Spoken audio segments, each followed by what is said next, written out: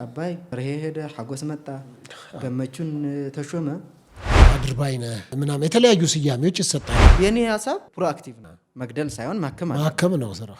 ከገደለ ሐኪም ነኝ ያለ ከገደለ ያቺ ሐኪም የምትለው ኢንታይትልመንት መነሳት አለበት። ኢትዮጵያ ውስጥ ልማታዊ አክቲቪስቶች የሉም ትላለህ። ከድህነት በላይ ኃጢአት ደግሞ የለም። ድሃ ያደረገንም አለማወቃት ሴንትራል ጋቨርንመንት ስለተጣሉ ብቻ አባይን ይፍረስ የሚል አቋም ያላቸው ሰዎች አሉ። ፕሮፌሰር ከሆንክ እኮ ስለ ሌላ ሀገር ፕሮፌሰር የፈጠረውን ነገር አጥንተህ ፕሮፌሰር መሆንና አንተ ራስህ ፈጥረህ ፕሮፌሰር መሆን የተለየ አመለካከትና ሐሳቤ ነው። ኢሳያስ ሲኒየር አስተማሪያቸው ነው። ፔሌፎች ጁኒየር ተማሪዎች ነው። እሱ ነው ያሰለጠናል።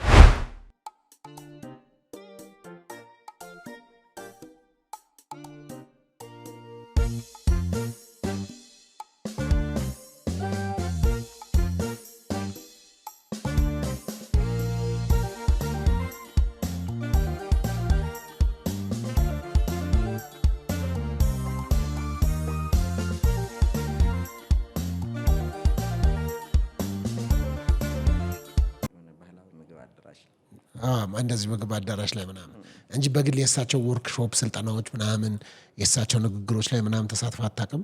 ወርክሾፕ ላይ እንኳን ለማግኘት እድል አላገኘሁም። ቪዲዮዎቹን ግን እከታተላለሁ። ግን አንዳንዶች እንዴት ነው ከእሳቸው ጋር አንተን የማመሳሰል ነገር የላቸውም? አዎ አላቸው። አክቹዋሊ ሮል ሞዴልም ብዬ ስለማስበው ምናልባት የእሱ እሳቤዎችን ስለምከተል ሊሆን ይችላል። የአቶ ጌታቸውን ማለት ነው። በጣም ጥሩ ነው። እንግዲህ ሀሳቦችህን በደንብ እያነሳን እያወራን ነው። በተለይም ደግሞ ከዚህ ከትግራይ ህዝብ ጋር እናንሳና እንደውም አንድ ወዳጄ የነበረው ሌላ ሀገር ነው እየኖረ ያለው ከዛው ከትግራይ አካባቢ ነውና እኛ በወቅቱ ቲፒኤልኤፍ ላለፉት ዓመታት ኢትዮጵያን በመራበት ጊዜ የትግራይ ህዝብ ወይም ትግራይ በመሆኔ የተለየ ተጠቃሚ ያገኘው በሚመስል ደረጃ እንደሱ አይነት ሐሳቦችና ሮመሮችን ሰማ ነበር። በዛ አዝን ነበር የሚል ነገር አለ። እውነት የትግራይ ህዝብ ተጠቅሟል በዛ ነገር ብለህ ታምናለህ? ምናልባት አሁን ኢትዮጵያን ሲያቆረቁዟት አሁን ለምሳሌ ቲፒኤልኤፍ ኢትዮጵያን የበደሏት መንገድ አንደኛው ሲአክሰስ በማሳጣት ሲአክሰስ አሳጣዋት ማለት ትግራይ ፕሬፈር ያደረጓት ማለት አይደል? ስለዚህ በዚህም ጎድቷታል።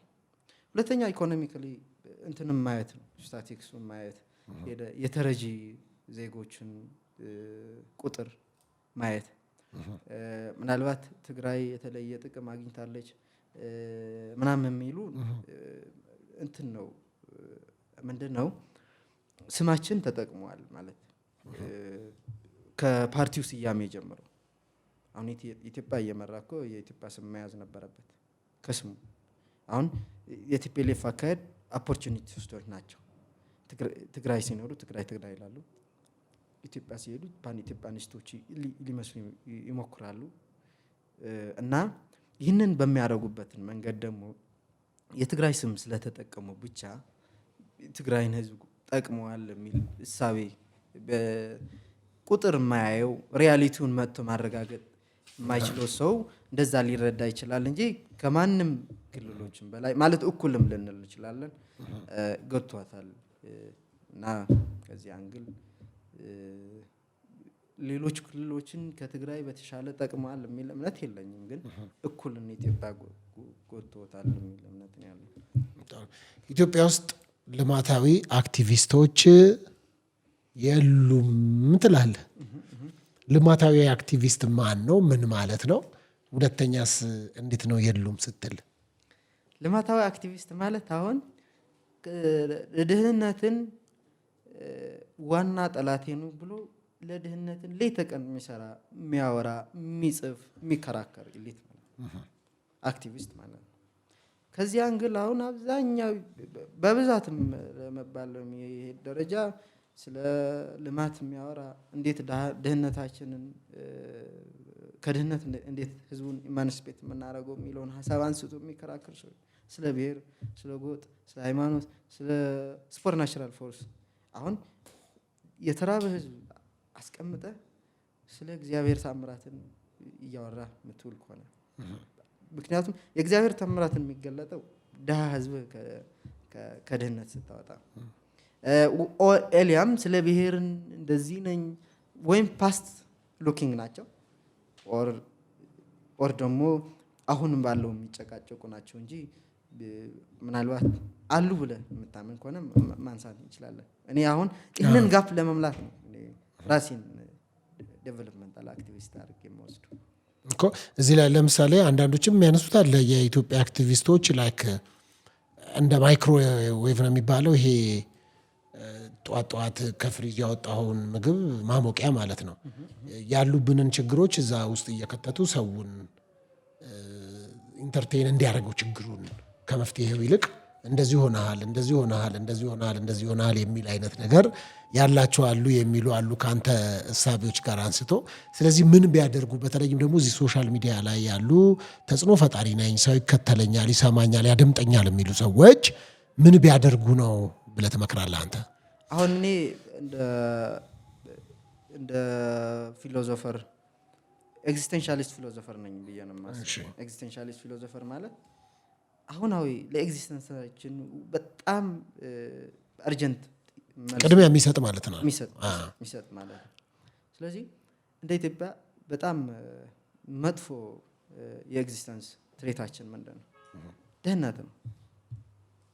ስለዚህ እሱን መሰረት አድርገህ ማውራት አለብህ። መጀመሪያ ስለ ብሔር ምናምን እሱ የመጨረሻ ሰው የሆዱን ጉዳይ ከጨረሰ በኋላ ሊያወራ የሚገባው ጉዳይ ነው። አሁን ስለ ብሔር የምትጨቃጨቅበት አይደለም። ምክንያቱም ብሔርህን ቢጠና ከአሜሪካ ስንዴ የሚለምን አይደንቲቲ ይዘህ ስለ እኔ ጀግና ነኝ እኔ እንደዚህ ነኝ የምትልበትን አይደለም። ስለዚህ ዋና ታርጌታችን መሆን ያለበት ለኤግዚስተንሳችን በጣም ወሳኝ መልስ የሚፈልግ የትኛው ነው? አንደኛው ፖቨርቲ ነው። ሁለተኛ ኢግኖረንስ ነው።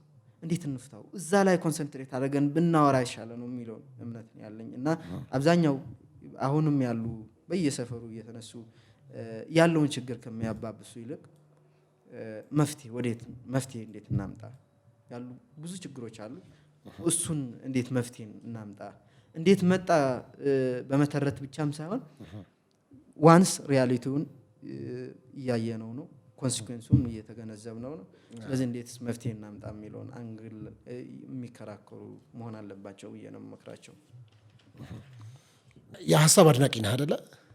ሀሳብ አድናቂ ነህ። እንግዲህ ሰው ከስጋው ይልቅ ሀሳቡ ይመዘን የሚል ሰዎችንም በስጋቸው ሳይሆን በሀሳባቸው መዘን የሚል ነው ያንተ አመለካከትና እይታና። አንድ ሰው ሀሳቢ ነው ስንል ምንድን ነው? ለምሳሌ ሀሳብ እኮ ጥፋትም ሀሳብ ነው፣ ልማትም ሀሳብ ነው። ሁለቱም ደጋፊ ያላቸው፣ ሁለቱም ሀሳብ አላቸው። ስለዚህ አንድን ሰው አሰበ ስንል ትክክለኛ እሳቤ ነው ያሰበው። ይህ ሰው ትክክለኛ አስተሳሰብ አለው የምትለው ሰው ምን አይነት እንዴት ሲያስብ ነው? አሁን ህይወት ግብ አለው፣ የተፈጠርንበትን ግብ አለው። ምናልባት ማንም ሰው ህይወትን ለማበላሸት አልተፈጠረም። ትክክለኛ ሀሳብ የምለው ህይወትን ለማስተካከል የምታደርገው አይዲያ ነው ብዬ ነው የምወስደው። አሁን ሰው አሰበ የሚባለው ሰውን ወደ ገደል መክተት ጥሩ ሀሳብ አይደለም። ስለዚህ ፖዚቲቭ ልንወስደውና የሆነ ነገር ከመሆኑ በፊት መገመት መቻል ነው ሰው አሰበ የሚባለው። ጦርነት ውስጥ ገብተህ የጦርነትን አደጋኝነት ማየት መፈለግ የለብህም። ከመሆኑ በፊት ሂሳብ መስራት ይችላል። ከተቃጠልክ በኋላ ያቃጥላል ከማለት ይልቅ ከሞትክ በኋላ ምን ሀሳብም ላይኖር ይችላል። ስለዚህ የኔ ሀሳብ ፕሮአክቲቭ ነው። ሪአክቲቭ የሆነ እንትን ማንምም ሊያደርገው ይችላል። አህያም እኮ እሳት ነክታ ሁለተኛ እሳት አትነካ፣ ማንም ሰው ሊማር ይችላል። ሰው ግን ከእንስሳ የሚለየው ከመሆኑ በፊት ፕሪዲክት ማድረግ መገመት ይችላል። ፕሮአክቲቭ ሜዠር መውሰድ ሲችል ከዚህ አንግል ነው አሰበ የሚለውን ሰው ገመተ፣ የመጪውን እንትንን አስቀመጠ እንደማለት ነው። ታዲያ እዚህ ላይ ምሁራንም ታነሳለህ። በተለይም ከዶክተሮች ጋር አንስተ ዶክተር ከሌ እየተባልክ ይጠራሉ። ነገር ግን ለማህበረሰቡ ምንም የፈጠሩት ወይም ደግሞ የቀረፉለት ችግር የለም የሚል ነገር ታነሳለና ወይ ደግሞ ባይሰየሙ ይሻላል ዶክተር ባይባሉ ይሻላል አይነት ነው ንግግርና እሱን እናብራራ እስቲ ምን ማለት እንደሆነ።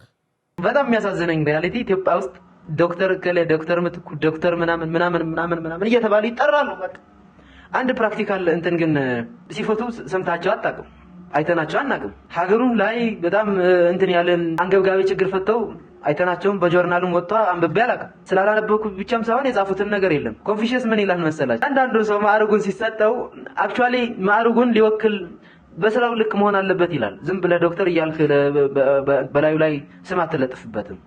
አዎ የኮንፊሽየስ ፍልስፍና ነው፣ የቆየ ፍልስፍና ምናልባት 2000 ኦር ከዛ በላይ ያደረገ ፍልስፍና ነው። ግን እስካሁን ገዢ አሁን አንድ ሰው ሐኪም ነው ካልከው ማከም አለበት። መግደል ሳይሆን ማከም ነው ስራው።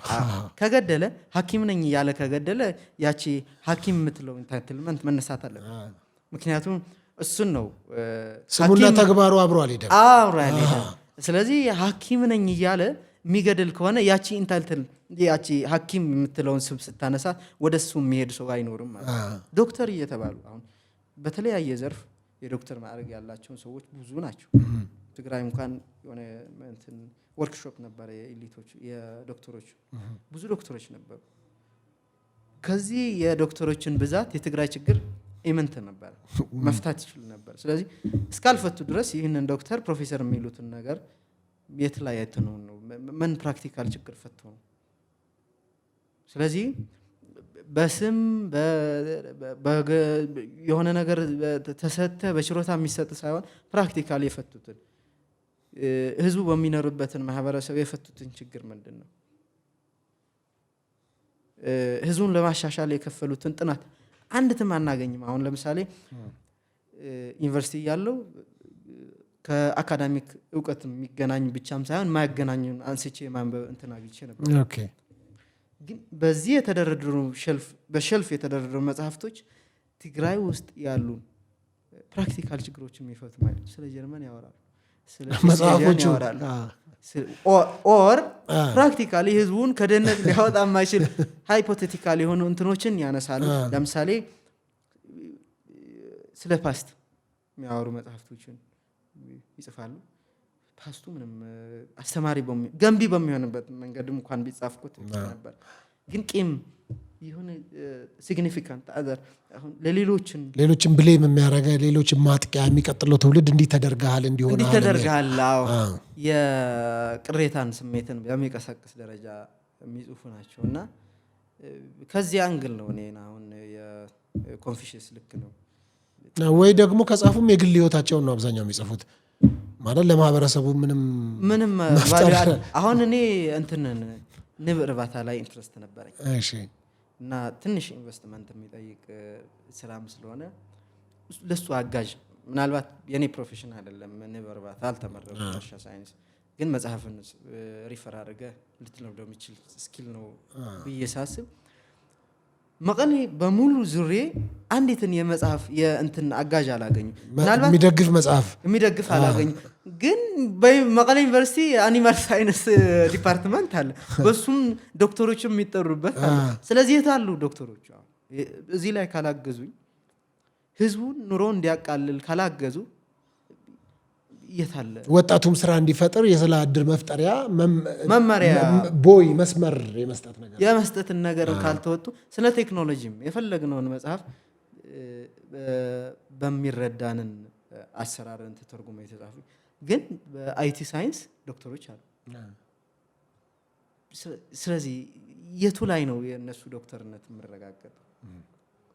በተለያየ ዘርፍ ዶክተሮች አሉ፣ ግን እነሱ የጻፉትን ወይም የህይወት መመሪያ እስከሌለ ድረስ የነሱ ዶክተርነት ምናልባት ኮታንኮት ውስጥ አስገብተን እንትን እስከመነጠቅም ቢነጠቁ ይሻላል።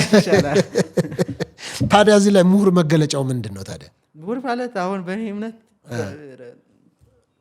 መንገድ የሚያሳይ የሆነ ችግር ፈርቀዳጅ ሆነ። ስለዚህ መንገድን የሚያዛባ ከሆነ ወይም መንገድ የማይመራ ምሁር ሊሆን አይችልም። ጥሩ ሞር ኦፍ ፕራክቲካል ነው የምሁርን እንትን ብዬ ነው የማስበው። በእርግጥ አንዳንዶችም ያነሳሉ የፕሮፌሰር ከሆንክ እኮ ስለ ሌላ ሀገር ፕሮፌሰር የፈጠረውን ነገር አጥንተህ ፕሮፌሰር መሆንና አንተ ራስህ ፈጥረህ ፕሮፌሰር መሆን የተለየ አመለካከትና ሀሳቤ ነው። ስለዚህ ከዛ አንጻር አንተ እንግዲህ የምትለው ምናልባት ተመልካቾች እንግዲህ ይገዙት ይሆን አይገዙት ይሆን? አሁን ዋናውን ነገር አሁን ለምሳሌ በእርሻ ሳይንስ ፕሮፌሰሮች አሉ፣ በኮንስትራክሽን ዘርፍ ዶክተሮች አሉ፣ ኢንጂነሮች አሉ ምናምን። ግን የትግራይ ሆምለስነስ እስካልፈቱ ድረስ የትግራይ ገበሬ ከበሬ እስካላላቁቁት ድረስ የትግራይ የፉድ ሴኩሪቲ እስካልመለሱ ድረስ እችን ፕሮፌሰር ምናልባት እንትን ውስጥ ትግባልኝ ያልኩ ኮታንኮት ኮታ ውስጥ ተከታ በጥያቄ ምልክት ተቀመጠ። በጣም ጥሩ። አለማወቅ ኃጢአት ነው አልክ? ደፍነትሊ። እንዴት እስቲ ግለጸው። ሶቅራጦስ ምን ይላል መሰለ? የሁሉም ዓለም ኃጢአት መነሻ አለማወቅ ነው። ብታቅ ኖሮ አብሶሉት ነው ልጅ እዛው በመሰራው ድርጊት ቢኖር ኖሮ አትሳሳት የሆነ ጥፋት አትሰራም ነበረ። ስለዚህ ሰዎች ከኃጢአት ለመውጣት ከተፈለገ ስለሚኖሩበትን ዓለም በቂ እውቀት ሊኖራቸው ይገባል። በዛም መጠየቅና ማሰብ አለባቸው የሚለው እምነት አለ። በራሱም ኃጢአት ምንድን ነው ብለህ ማወቅ ማለት ነው። አዎ ለምሳሌ ጦርነት ሙሉ በሙሉ ጎጂ ነው የሚል የተሟላ እምነት ቢኖር ኖሮ ጦርነት የምንመርጥበት መንገድ አይኖር። ግን የተወሰነ ደረጃ ላይ ጦርነት ጠቃሚ ነው ብለን የወሰድነውን የተወሰነች ያለማወቅን ክፍተት አለች ማለት ድሃ ያደረገንም አለማወቃችን ነው። ከድህነት በላይ ኃጢአት ደግሞ የለም። ማወቅ መረጃ ነው ብያለሁ። ወደ የምትፈልገውን ዓለም የሚያደርስህ መንገድ ማለት ነው እውቀት። ስለዚህ እሱን አለማወቅ ወደ ስህተት ይመራል። ምናልባት ኃጢአት በስፒሪቹዋል ዴፊኒሽን ላይ እንተውና በፕራክቲካል ህይወታችን ማጣት ማለት ነው። ስለዚህ ድህነት ማጣት ነው። የምትፈልገውን ነገር ማጣት ነው። የምትፈልገው ነገር የምታጣው ምን ስታጣ? መንገዱ ስታጣ። ስለዚህ ቀለል ባለ መንገድ አለማወቅ የመሰለ ዓለም ላይ የምናደርጋቸው እያንዳንዱ ነገሮች ካለማወቅ የተነሱ ናቸው። አወቅኩ ምንላቸውን በራሳቸው እኮ ታንኮት ውስጥ ይግቡ። በብዙ መንገድ ያላወቅነውን እንትኖች ናቸው ወደ ጥፋትም ወደ ማጣትም የሚወስድን ብዬ ነው የማስበው። ያ እንግዲህ የአጼ ዘርዓ ያዕቆብ ፊሎሶፈር ሁለት ናቸው። አጼ ዘርዓ ያዕቆብ እና ፊሎሶፈር ደግሞ ዘርዓ ያዕቆብ አለ። በስንት ዓመተ ምህረት የነበሩ ናቸው? ምናልባት ዘመናቸው የ100 ዓመት ልዩነት ሊኖር ይችላል። ለተመልካቾችም የሆነ ልዩነቱን በደንብ ተረድቶት 1990ዎቹ የነበረው ነው ፊሎሶፈሩ። አጼ ዘርዓ ያዕቆብ ምናልባት የተወሰነ ዓመተ ምህረቱ ላይ ኤግዛክት ጋፕ ልዩነት አላቸው። ዞሮ ዞሮ አንተ ከፈላስፎች መካከል ዘርዓ ያዕቆብ አድናቂ ነህ እና የእሱም ተከታይ ነኝ ምናምን የሚል ነገሮችን አይቻለህ እና በምን ተለከፍክ በሱ ውስጥ በዘርዓ ያዕቆብ? በእርግጥ አሁን እኛ ኢትዮጵያውያን ራሳችንን የሆነ እውቀት ላይ ሞር ኦፍ ፎከስ አድርገን እንመራመርና እናጠናን እንጂ አንዳንድ ፈርቀዳጅ ፊሎሶፈሮችን ነበሩ፣ በየጊዜው የሚነሱ ሀሳቢያንም ነበሩ እና ምናልባት እንደ መታደል ሆኖ ዘርዓ ያዕቆብ የአመክንዮነትን አቀንቃኝ የነበረ ፊሎሶፈር ነው። ምናልባት ራሽናሊዝም የሚባል ፍልስፍና በሬኔሳንስ አካባቢ ተነስቶ ነው። ዲካርት የሚባል የጀርመን ፈላስፋ ያነሳው እያንዳንዱን ነገር በምክንያት የተደገፈ እስከሆነ ድረስ ትክክል ነው የሚለው እምነት የነበረው ነው። ምናልባት ከሱ በፊት ዘርዓ ያዕቆብ ነበር። ኤግዚስቴንሻሊዝም የሚባል የፍልስፍና እንቅስቃሴም ከዘርዓ ያዕቆብ በኋላ የመጣ ነበር። እኛ እዚህ ራሳችንን ስለማናይ ነው እንጂ እሱ አሁን ብዙ የኢትዮጵያ በጊዜው የነበሩ የኤግዚስተንስ ስጋቶችን ያነሳበትን መንገድ እውነት ፍለጋ ብለው አሁን ዘርዓ ያዕቆብ በጣም እንትንን የሰጠኝ ምናልባት እሱ እንድከተል ያደረገኝ ምክንያቶች እውነት በራስን መንገድ ፈልጋት ነው። ነፃነት ይሰጣል። የሆነ ሰው የሰጠህ አይደለችም እውነት በራስን መንገድ። ለምሳሌ አትግደል ካልከኝ በቃ አይ ሶፎንያስ አትግደል አለኝ በቃ ስለዚህ መግደል ትክክል አይደለም ሳይሆን መግደሉን ትለከዋለህ። ብትገድል ኮንሲኩዌንሱ ምንድን ነው? በራሴስ ህልናዬስ ምን ይለኛል የሚለውን አንዳንድ ሃይማኖት ውስጥ ገብቶ አሁን እያንዳንዱ ሰው የራሱ የሆነ እውነታ ይዞ ይመጣል። ስለዚህ በራስህን መንገድ መርምረው ነው የሚለው። አሁን መጽሐፍ ቅዱስ እንኳን ተረዳው የሚለው እሱን በራስህን መንገድ። ለምሳሌ ተጠራጠር። የሆነ ሰው መረጃ ሲሰጥ ዝም ብለህ እንደወረደ አትቀበለው። ከራስ ህሊና ጋር እያንዳንዱ ሰው የተፈጥሮ ህግ ለሁላችን እኩል ታድለዋል። ሶፎንያስ እኔም ኦክሲጅን አስተነፍሳለሁ፣ አንተም ኦክሲጅን ታስተነፍሳለህ። እኩል ነው ኦክሲጅን። አንተ ናይትሮጅን፣ እኔ ኦክሲጅን አይደለም አስተነፍሰው። እውነትም ለሁላችን መመዘኛችን ህሊናችን ለሁሉ እኩል ነው። ግን ምን እናደርጋለን? የሰዎቹን እውነታ ስንቀበል በራሳችን መንገድ እውነት ካለመረመርናት ብዙ መንገዶችን የተሳሳቱ መንገዶችን ልንደርስ እንችላለን የሚል እንትንም ነበረው። የሆነ ድርጊት ትክክል ነው የሚባለው ከህሊና ጋር ሲስማማ ነው የሚል እምነት ነበር፣ ከህሊናና ከተፈጥሮ ህግ። ለምሳሌ ሞናስተሪ ላይፍ የተቃወመበት ምናልባት በዛን ጊዜ የነበረውን የዘርዓ ያዕቆብ የኤግዚስቴንሻል ትሬት ሞናስተሪ ላይፍ ነበረ።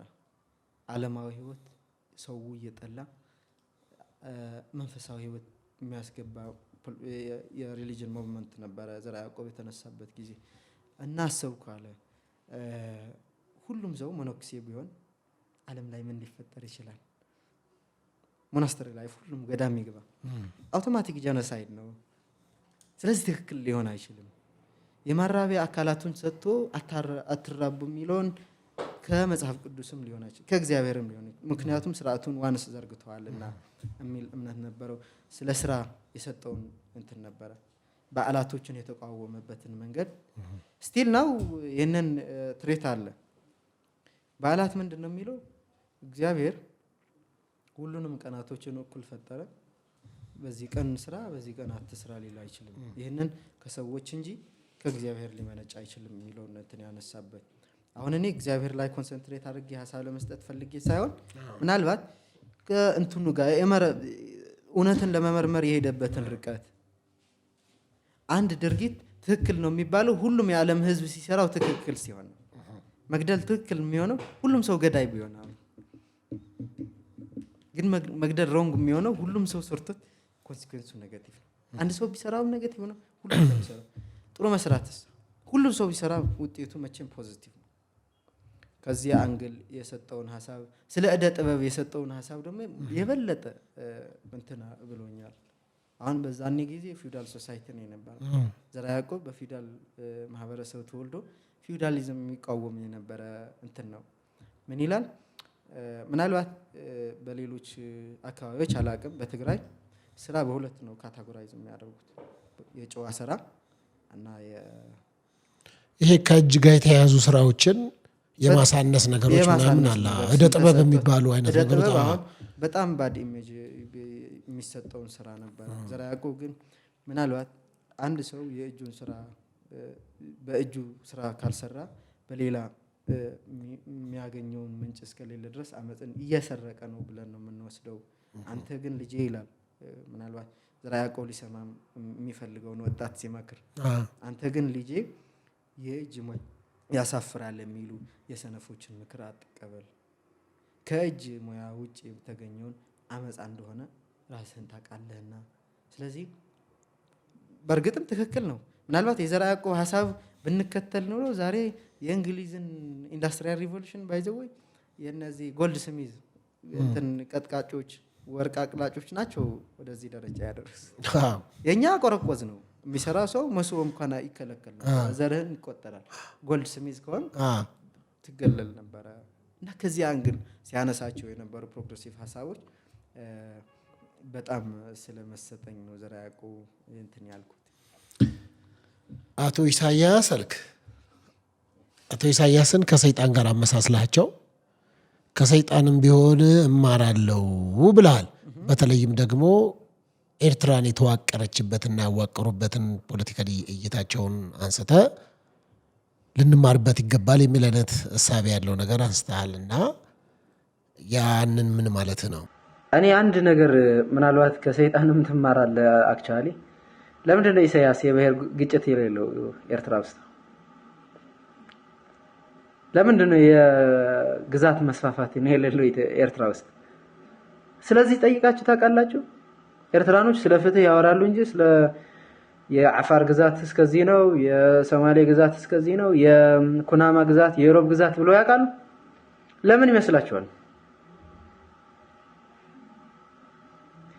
ፖለቲካል አሬንጅመንቱ ባይዘው ኢሳያስ ዴሞክራሲ አላደረገበትም እንጂ ፖለቲካል አሬንጅመንቱ ዞኖችን ያዋቀረበት ዞን በዳይሬክሽን በሎኬሽን ነው ያደረገው። ብሔርም አይገልጽም። ለምሳሌ ቀይ ባህር የሚባል ዞን አለ፣ ዘዋ ቀይሕ ባህሪ ዞን፣ ደቡብ ዞን የሚሉትን ብሔር አይለይም።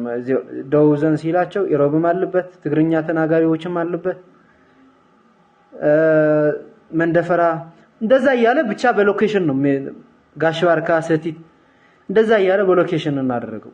ይሄ ምንድነው የሚያደርገው? ትልቅ ለሰን መውሰድ ያለብን ከኢሳያስም ቢሆን ሎኬሽን መሰረት ያደረገ የፖለቲካል አሬንጅመንት እንደኛ አይነትን የብሔር ግጭቶችን ለመፍታት አጋዥ ይሆናል። ስለዚህ አሁንም ፖለቲካል አሬንጅመንት መቀየር አለበት። ትግራይ ውስጥ ያሉ የኢትኒክ ኢንተርፕረነሮች እነሱ አደም ማይዙ ከሆነ እነሱ በማጥፋት ላይ ምንም ድርድር አይኖርም። እነሱን እንትን ሳትል የሚስተካከል ነገር አይኖርም። እሱ ትግራይ ምናምን እያሉ በብሔርን ህዝቡን ኦርጋናይዝ ማድረጋቸው በራሱ ትልቅ ኃጢያት ነው። ለህዝቡም ትልቅ ሪስክ ነው። ባይዘው በብሔር ሞቢላይዝ የምታረግ ከሆነ ጠላቴ ብለህ ዲፋይን ያደረግ በብሔር ነው ለየለየ የሚመታ። ስለዚህ ለጆኖሳይድ እየተመቻቸህለት ነው ማለት ነው። ፍየሎች ምን ያደርጋሉ መሰለህ? ፍየሎቹ ቀበረ ስትመጣቸው ወደ አንድ ይሰበሰባሉ። ከአንድ እንመርጣ ለመውሰድ ይመቻታል። ስለዚህ እንደዚሁ በብሔር ኦርጋናይዝ ተደርገ አንድ ላይ ተሰብስበ ለመመታትም ለመጨፍጨፍን የሚያመችን አሬንጅመንት ስለሆነ ስለዚህ እሱም ቢቀር እንደዚህ አይነት አሬንጅመንትም ቢፈርስ በሎኬሽን ቤዝድ የሆነ የፖለቲካል አሬንጅመንት ኢትዮጵያ ውስጥ ልመዱት፣ አዳፕት አድርጉት። ምንድነው የማይሆን ነገር አይደለም። ስለዚህ ሁነኛ መፍትሄ እሱ ነው የሚሆነው። ምናልባት ናይጄሪያ በፌደራሊዝም ሊትሬቸር ለማንበብና እንትን ለማለት ከፈለጋችሁ የናይጄሪያን ኤክስፒሪየንስ መውሰድ ጥሩ ነው። ናይጄሪያ የነበረ ፖለቲካል አሲሜትሪ እንዴት አድርገው እንዳስተካከሉት ክልሎች ከ9 እስከ 36 ከዛ በላይ ያደረጉበትን መንገድ ምናልባት ለናይጄሪያውን ህልውና በጣም ወሳኝ ሆኖ ተገኝተዋል። እና ምናልባት ጎበዝ ተማሪ ከሌሎች ይማራል። ምናልባት ራሳችን ኤክስፒሪየንስ አድርገናል። ጄኖሳይድ ተፈጸመብና እንደዚህ የምትሉት ምናልባት ጄኖሳይደሮችን የምትሏቸውን በፈጸሙት ስህተትም ብቻም ሳይሆን ራሳችሁትን ሞቢላይዝ ያደረጋችሁትን እንትንም ስለሆነ ብዙም አያስኬድም ማለት አያድናችሁም። ዓለም አቀፍ ማህበረሰብ ክራይም ኢንተርናሽናል ሎው አይሲጂ ኒድ ምናምን እሱ ዝም ብሎ ነው። ዓለም አቀፋዊ መንግስት ስለሌለ ምናልባት አክቹዋል ሪያሊቲ ፖለቲክስ ኢዝ ዘ አርት ኦፍ ፖሲብል ሶ እሱን ማድረግ አሁን አቶ ኢሳያስ አክቹዋሊ ኢሳያስ የአካባቢው ሰይጣን ነው። ሀገር ሰይጣን ማለት ሰው የሚፈልገውን ተቃራኒ የሚሰራ ኃይል ብለን እንውሰደውና ሆርን ኦፍ አፍሪካ ናሽናል ይሄ ኢኮኖሚክ ኢንተግሬሽን እንዳይኖር ኢኮኖሚክ ፕሮግረስ እንዳይኖር እንቅፋት ከሚሆኑ ሰዎች ቴሮሪስቶችን አድቮኬት በማድረግ ሀገሩን ዲስታብላይዝ በማድረግ የሚታወቅ መሪ ነው። ማለት እኔ የምሰጠውን ስም ብቻም ሳይሆን ዓለም አቀፍ ደረጃ ፓራስቴት የሚመራ ፕሬዝዳንት ነው ኢሳያስ ማለት። ግን ይህንን የመሰለ ፐርሰናሊቲ ያለውን ሰው እንኳን የተወሰነ ለሰን ግን መውሰድ ትችላለህ። አሁን ስለ እንትን አሬንጅመንት ክልሉ የስቴቱን አሬንጅ ያደረገበትን መንገድ ግን አወቃቀሩ ማለት ነው። አወቃቀሩ በጣም ለሰን ለኢትዮጵያ ጥሩ ለሰን ሊሆን የሚችል ኤርትራ እንደ ኢትዮጵያ የተለያዩ ብሔሮች ያሉባት ሀገር ናት። ግን ኢሳያስ እነዚህ ብሔሮችን ያዋቀረበት መንገድ እንደኛ ብሔርን ትግርኛ ተናጋሪ ወደ አንድና አፋርኛ ተናጋሪ ወደ አንድ ብሌን ምናምን አረብና እንደዛ ብሎ በዚህ መንገድ አይደለም ያዋቀረበት። በዞን አዋቀረበት። ዞኑ ብሔርም አይገልጽም። የፈለከ ሃይማኖት ሌሎች የሰዎችን ፕራይመሪያል አይደንቲቲን አይገልጽም። ቀይሕ ባህሪ ሲል ትግርኛ ስፒከር አለ፣ አፋርኛ አለ። ሀገሩ ይስማማኛል ብሎ የሄደን ሰው ነው በሙሉ በቃ የቀይ ባህር ሰው ነው። የቀይ ባህር ሰው ነው። ብሔር ቋንቋ ማንነት እሱም እንዲረሳ አድርጎ ምናልባት ጥሩ የእንትን ሞዴል ነው፣ የስቴት አሬንጅመንት ሞዴል ነው። ዘዋደው ሲል ትግርኛ ብቻ አይደሉም ያሉ አፋሮችም ሊኖሩ ይችላሉ። ከተስማማቸውና ኳልኩሌት አድርገው ዛመን ኢኮኖሚክሊ መንቀሳቀስ ይችላሉ ብሎ እንኳን ቢያስቡ ሊኖሩበትን የሚችል ምናልባት የዲሞክራሲ የሌሎችን እሺዎች ቅድም እንዳልኩት ኢሳያስ ብዙ የምንማርበትን እንትን የለውም፣ ግን ስቴትን ያዋቀረበት መንገድ ግን ሰሴሽን አሁን ምናልባት በኢትዮጵያ ህገ መንግስት አርቲክል 39 ሁሌ ሳይት ይደረጋል፣ መደረግም አለበት። ምናልባት መጥፎ እስከሆነ ድረስ መገንጠል ሰሴሽን ህገ መንግስትም የለውም ፍሮም ዘ ቬሪ ቢጊኒንግ። ምናልባት እሱን እንትን እንኳን ግን በዚህ ደረጃ የዌስትፌሊያ ሀገሮች እንትን የተከተለ ይመስለኛል የኢሳያስ የኔሽን ቢልዲንግ ፕሮጀክት እና ከሱ ልንማር እንችላለን። አሁን ትግራይ፣ አምሐራ፣ ኦሮሚያ ብሔር መሰረት ያደረገ የክልሎችን አወቃቀር ምናልባት ፖላራይዜሽን እንዲኖር አድርገዋል የሚል እምነት ነው ያለኝ። ምናልባት በሎኬሽን ብንጠራስ ምን ማለት ነው? እንዴት ማለት ነው? ሎኬሽን ስል አሁን የሆነ ቦታ ስም አለው፣ ስያሜ አለው። ስለዚህ ትግራይ አሁን አይደንቲቲ ነው፣ የፕሪሞርዲያል አይደንቲቲ የሚገልጽ ነው። ሰሜን ኢትዮጵያ፣ ደቡብ ኢትዮጵያ፣ ምዕራብ፣ ሰሜን ምዕራብ ወይም የሆነ እንትንን አንድ ብሔርን ብቻ መሰረት ያደረገ አወቃቀር እንዳይኖር ማንም ሰው የዜግነትን የዳበረ ዜግነትን ፖለቲካ ብናራምድ ማንም ሰው ከሆነ የኢትዮጵያ አካል ተነስቶ ሌላ ብሄድ የሚኖርበትን አይነት ኢንቫይሮንመንት ብንፈጥር የፈለገ የብሔር ዳይቨርሲቲ ሊኖር ይችላል ምናምን የትኛው ዓለም ላይ አለ። እኛ ብቻ አይደለም 80 ብቻ ሳይሆን ናይጄሪያዎች አሁን ከ200 በላይ ቋንቋ እንትን አላቸው። ኢንዲያኖች ከኛ ኢንዲያ በጣም በሁለት ሺዎች ምናምን አካባቢ ይመስለኛል። አሜሪካ እና ብራዚል። ስለዚህ እኛ ደርሶ እንዴት ነው በብሔር የተዋቀረ ግን አንድን መግለጽ አንችልም። ምናልባት ፈርሰዋል በብሔር የተዋቀሩ እና ወይ ደግሞ ሪአሬንጅ አድርጓል። ለምሳሌ የናይጄሪያ ኬዝ መውሰድ ይችላል። ቢያፍራ የናይጄሪያ የሪጅኖችን አራንጅመንት በዛ ነበረ። ምናልባት ቢያፍራ ወጣ በብሔርም ተደራጅተው ስቴቱን ለማፍረስ ሲሞክሩ ሪአሬንጅ አደረጉ። የሩዋንዳ ኬዝም የብሔር ፖላራይዜሽን ነው ወደዚህ ያደረሳቸውና በብሔር ስትደራጅ ባይዘው ወይ ተመቻችተ ለመመታት እንደመጠበቅ ነው። የኔ ወደሚል ትሄዳለህ። አዎ የፍየሎችን እንትን አለ። ፍየል ቀበሮ ስትመጣባቸው ይሰበሰባሉ። ቀበሮ ምን እድል ይኖራታል? መርጣ ለመውሰድ ይመቻታል። አለመውሰድ አትችልም ማለት ነው። ስለዚህ ይህንን የብሔር መሰረት ያደረገ የፕሪሞርዲያል አይደንቲቲ የሚለው ይሄ የስታሊን የብሔርን ዴፊኒሽን ብዙ ላይ ያስኬደን አይችልም። እያየ ነው ማለት እኔ ይሆናል ብዬ እየገመትኩ ሳይሆን አይተነዋል። ብዙ ነገሮችን ተጨፋጭፈናል። ውጣልኝ ውጭልኝ ተባብለናል። ስለዚህ እሱን ኮሬክት የሚደረገው ደግሞ ይህንን እሳቤ ምቹ ሁኔታ ሊፈጠር የሚችለውን ኮሬክት ስናደርገው ብቻ ነው የሚል የትኛው ዓለም ላይ አሁን ከ20 ምናምን በላይ 28 ሀገሮች በላይ ፌዴራሊዝም አሬንጅመንት የሚከተሉ ሀገሮች አሉ። በማንም ሀገር ግን በብሔር የተቋቀረችን ማምጣት ይከብዳል። ኦር ሴሴሽን በህገ መንግስት ደረጃ ያጸደቅ ከአሜሪካ በላይ ዴሞክራቲክ ልንሆን አንችልም። ምናልባት ዴሞክራሲ መጀመሪያ ያለበት ከግሩፕ ራይት ሳይሆን ከኢንዲቪዱዋል ራይት ኪዳን እንደ ኪዳኔ መከበር ያለበት ህገ መንግስት እንዴት ነው ግሩፕ ራይት? ግሩፕ ላይ እኮ የለውም። እኔ ሲጀመር ብቻህንም መሆን ትችላለህ። ብቻህን ሲጀመር ግሩፕ ማለት የኢንዲቪዱዋል አግሪጌት ስብስብ ነው።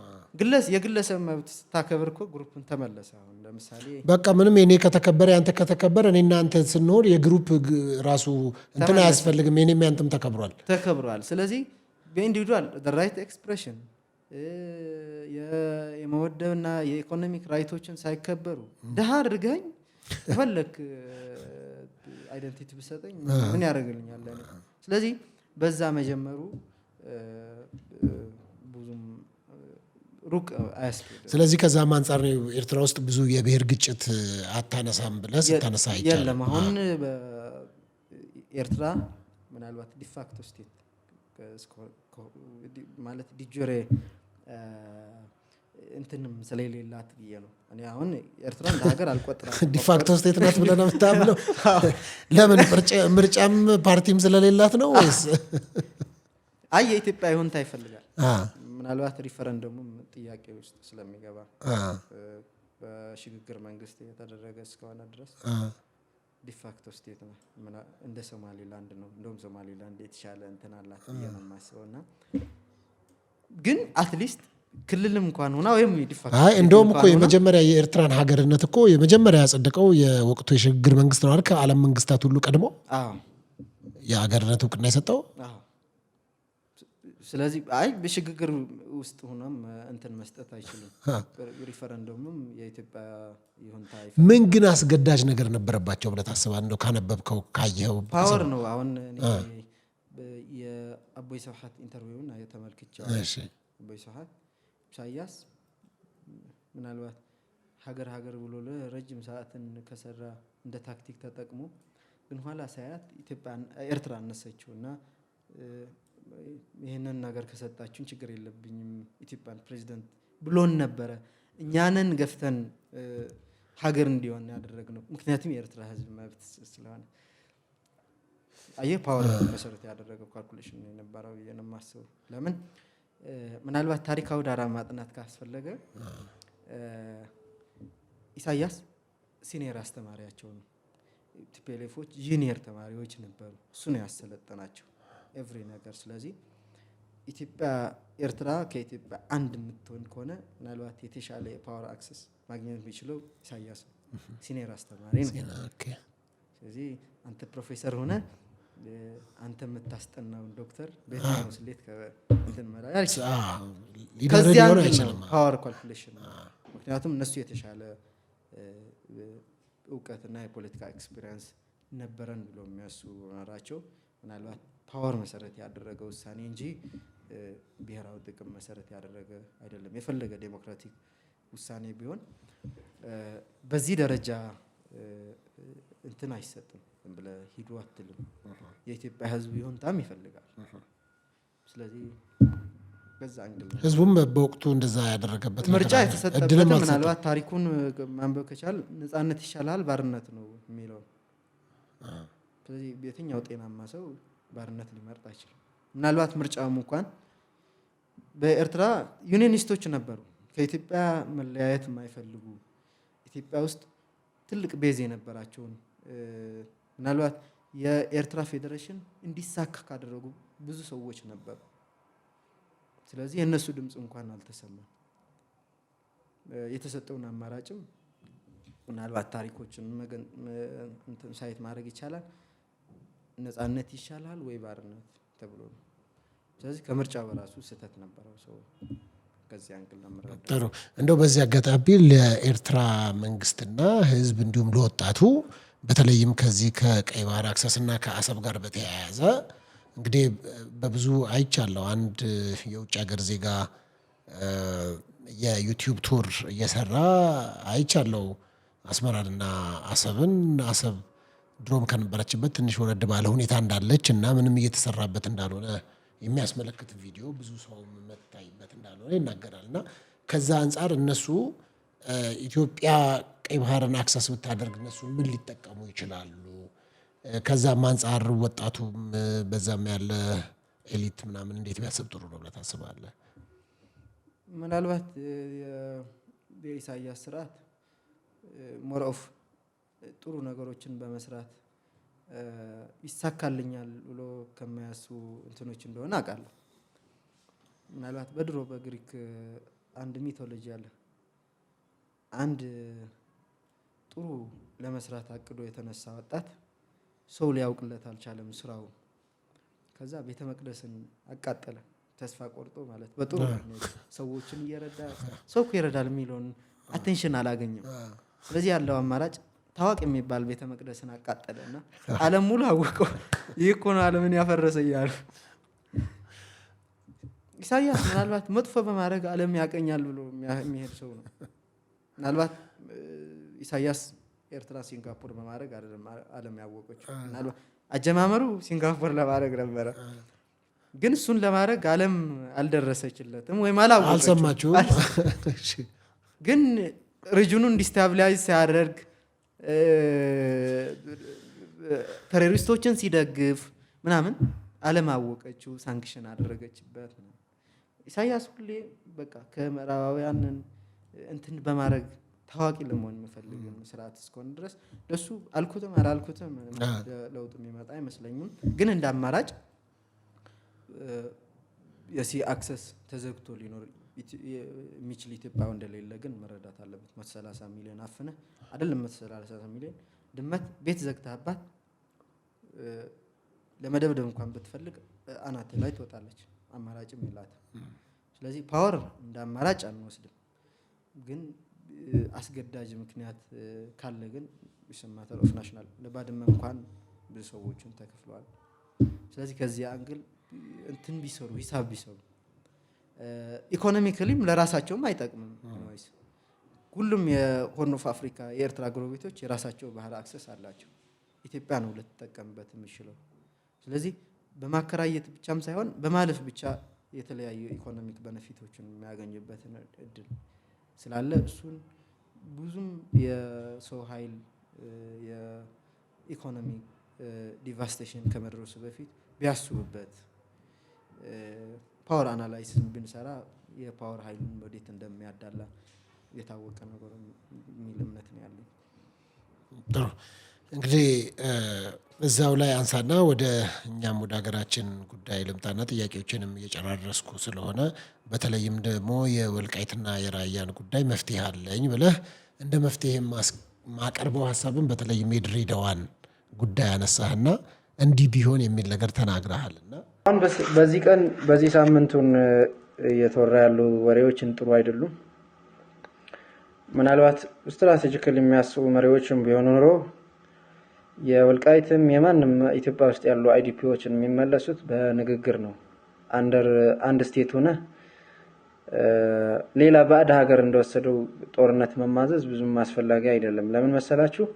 አንድ ሀገር እስካለን ድረስ ወልቃይት ከትግሬዎች ሆነ ከአማራዎች ሆነ ብቻ የተፈናቀሉ ሰዎች ወደ ነበሩበት እንዲመለሱ ማድረግ ለዚህም መነጋገር ነው የሚያስፈልገው። ልክ ድሬዳዋ እንደተደረገ ድሬዳዋ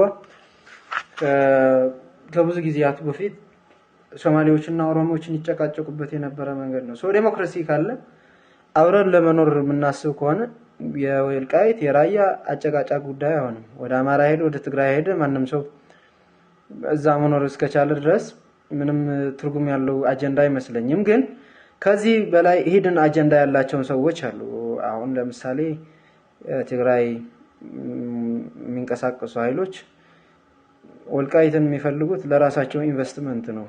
በአማራ ያሉትም ወልቃይትን የሚፈልጉት ለራሳቸው ግላዊ ኢንቨስትመንት እንጂ ህዝቡን ምንም ወልቃይት ወደ ትግራይ ሄዶ አርሰው ነው የሚወሉት። ወደ አማራ ሄዶም ያው ተመሳሳይ የሚቀየር ላይፍ ስታይል የለም ማለት ነው። ሶ የተፈናቀሉ አይዲፒዎች የነበሩ ሰዎች ወደ ቦታቸው መመለስ አለባቸው። ሀገራቸው ነው ኢትዮጵያ የተባለ ሀገር ወደ ወልቃይት ብቻም አይደለም ከጋምቤላም ከወለጋም ከባህር ዳርም ከጎንደርም ከተለያየ የኢትዮጵያ አቅጣጫዎች የተፈናቀሉ ሰዎች እሱን ማቋቋም እነሱ ጋር ሰትል ማድረግ ምንም ወደ ኋላ የሚባል አጀንዳ አይሆንም። ስለዚህ ምናልባት ቲፒኤልኤፍ ሊደርሺፖች በትንሽ ኢሳያስን አባት ይዘናል የመሰለ መጥፎ አባት ይዘናል ብለው እንደዚህ በራሳቸው መተማመናቸው ብዙም አያስኬድም። ኢሳያስ ቫልዩ አድ የሚያደርገው ነገር አይኖርም።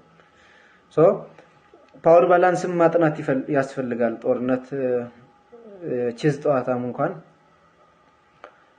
ጥንቃቄና ብልጠትን ይጠይቃል። በሁሉም ዘርፎች ምናልባት አናላይሲስ ብንሰራ ምንም እዚህ ገባ የሚባል አቅም ያላቸው አይደሉም።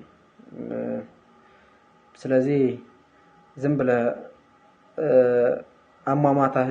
አሟሟትህን ማሳመር እንኳን የራሱ የሆነ ቫልዩ አለው ብዬ ነው የማስበው። አሁን ብዙ ነገሮችን ይቋረጣሉ። ምንም ኤክስፔክት አድርጉት። አሁን ባንክ ተዘጋብን፣ ባጀት የለብንም፣ ሰራተኛ እንደዚህ ሆነ፣ ሰውም በረሃብ አለቀ ካላችሁ ምንም መፍትሄ አይሆንም። ዓለም አቀፍ ማህበረሰብም ቶሎ አይደርስልንም። ምናልባት ያለፍነውን ህይወት እስከሆነ ድረስ አሁን ያለ የዓለም አስተላለፍም ብዙም ዶናልድ ትራምፕ ስልጣን እስካለ ድረስ ምናልባት እንደ ባይደን ቶሎ የሚደርስ አይመስለኝም። ዞሮ ዞሮ አስቡበት። ስፖንሰር ያደርጉናል ያላችሁትን ሀገሮችም ምናልባት እነ ቻይና ናቸው እነ ሩሲያ ናቸው። በመጥፎ ሰዓት ምን እንደሚያደርጉ የታወቀ ነገር ነው። እነሱን ተማምናችሁ ነው 2013ም ስትወራጭ የነበረው። በዛ ደረጃ ብታስቡ ለራሳችሁ የሚጠቅም ነው፣ ለህዝቡም የሚጠቅም ነው። በኢትዮጵያን አፍርሳችሁ ብዙም አያስኬድም። ሪያሊስቲክ የሆነ ህልምም ቢሆን ነው እንጂ አንሪያሊስቲክ ድሪም ብዙም አያስኬድም። ምናልባት ሀገር ለመሆን ያወጃችሁትን ጦርነት ብዙ ነገሮችን ሊያስከትልላችሁ ይችላል። ከትግራይ ውጪ ያሉ የትግራይ ተወላጆችን ምናልባት የባለፈውን አይደገምም የሚል ብላንክ ቼክ የሚሰጣችሁ ሰው የለም። እነሱም አስቡበት። ምናልባት 2 ሚሊዮን ተፈናቃዮችን በጉልበታችን እንመልሳለን ብላችሁ 2 ሚሊዮን ኢትዮጵያ ውስጥ ያሉ ተፈናቃዮች ምናልባት ኤርትራ የነበሩ ነዋሪዎችን የፈጸማችሁትን ግፍ ማንም እንደማያደርግላችሁ እርግጠኞች መሆን አለባችሁ። አይቀርም ማለት ስሜት ነው። ብዙም የሚያመዛዝን ማህበረሰብ ያለበትን አካባቢ አይደለም የምኖረው። እሱን ግምት ውስጥ አስገቡ፣ ካልኩሌት አድርጉ። ያንስ ኮስት ቤነፊት አናላይሲስ የሚባል አለ። ሂሳብ ስትሰሩ ማንም ሰው የሂሳብ ኢግኖራንት ከሆነ ምናልባት ሚሊተሪ ዲሲዥን ባይወስን ጥሩ ነው። ኦፍ ኮርስ አብዛኞቻችሁ በባህላዊ መንገድ ጦርነት በስሌት የምትሄዱ ሰዎች እንዳልሆናችሁ አውቃለሁ። ግን አትሊስት ግን ሚኒመም መሰረታዊ የሂሳብን መደቦችን የሚያቅሰው ምናልባት ኮስት ስትሰሩ ኮስት ቤነፊት የትግራይ ኤሊቶችም ዝም ብላችሁ ያላቅማችሁ አንተሰፈሰፉ። አክቹዋል ፓወር የላችሁ፣ ጥረ ድሮን እንኳን የላችሁ፣ ጥረ ታንክም እንኳን ያላችሁትን ካለቁ በድሮን ከተመቱ ምንም ማንቀሳቀሻ የላችሁ። የሰው ኃይልም ቢያንስ 110 ሚሊዮን ህዝብ ያለው ሀገር ነው። ምንም አንዲናየብል ፋክት ነው ይሄ። በ2 ሚሊዮን በዚህ ሚሊዮን ምናምን ብላችሁ ሂሳብ ሰርታችሁ የሚቀየር ፋክት አይደለም። የሰው ኃይል፣ ኢኮኖሚ፣ ኤቭሪ አስፔክት ኦፍ ዋር ሂሳብ ስሩ። ብዙም አትድፈሩ። መፍትሄው ምንድን ነው? ሁሌ ኃይል በተለይ እኔ በጣም እንትን የምልበት አንድ ሀገር ሌላ እቅድ ከሌለ አንድ ስቴት እስከሆንክ ድረስ ወደ ትግራይ የሚሄድ ወደ አማራ የሚሄድ አይደለም። ወልቃይት እኔ ባህር ዳር ሄጄ መስራት ነው የምፈልገው፣ ጎንደር ሄጄ ነው። አሁን ትክክለኛ ጥያቄ ቢሆን የተፈናቀሉ ኢትዮጵያውያን ወደ ነበረበት ይመለሱ ማለት ነበረበት። ምክንያቱም መፈናቀሉ ከየቦታ ነው ያለው። ከወለጋም ይፈናቀላል፣ ከመተከልም ይፈናቀላል፣ ከባህር ዳርም የተፈናቀላል። ጸብ ውስጥ ስትሆን ከየትም ትፈናቀላል እና በጣም ፐርፔቹዋል የሆነ ፒስ እንዲመጣ አንድ ኃይል አግኝተ የምትወስደው ኃይል ስታጣ የምትነጠቀው መሬት ሳይሆን ስቴብል የሆነ ፖለቲካል ሶሉሽን የሚመስለኝ ምናልባት ካልተሳሳትኩ የድሬዳዋ ጉዳይ አጨቃጫቂ ነበረ። የተፈታበትን መንገድ ራሱ የቻለ ራስ ገዝ እንትኖችን በማድረግ ነው የተፈታው እና ማንም ሰው ሄዶ ይኖርበታል። አሁን በዚህ መንገድ ነው ችግሮች እንዲፈቱ የሚችሉት። የወልቃይትና የራያም የፈለገ ብሔር ሄዶ ይኖሩበት ራስ ገዝ ሆኖ የሚቀጥልበት። ምናልባት ግን አብዛኛው ይህንን ቅቡል የማያደርጉት ኢንቴንሽናቸው ሌላ ነው።